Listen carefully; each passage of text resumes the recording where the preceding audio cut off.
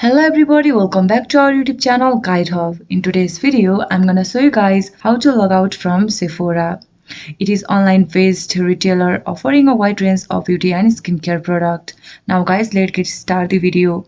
First of all, open up any web browser as I have already opened the Google Chrome and bring up the search bar and just type in sephora.com and hit the search. Make sure it takes you to the official website of Sephora. Now guys, just click on the profile icon which is at the top right of your screen. Just tap on it. Now guys, scroll down a bit. Over here you'll be able to see the sign out option. Just click on sign out option. Once you click on sign out option, you'll be easily logged out to your account. See guys, you has been logged down to your Sephora account. That's how you can log out to your Sephora account. This much for today's video. If you guys find this video helpful, don't forget to give it a thumbs up. Do not forget to subscribe our channel and also hit the bell icon for our latest video. And drop a comment for reviews and more content like this. I'll see you guys again in our next video. Thank you for watching.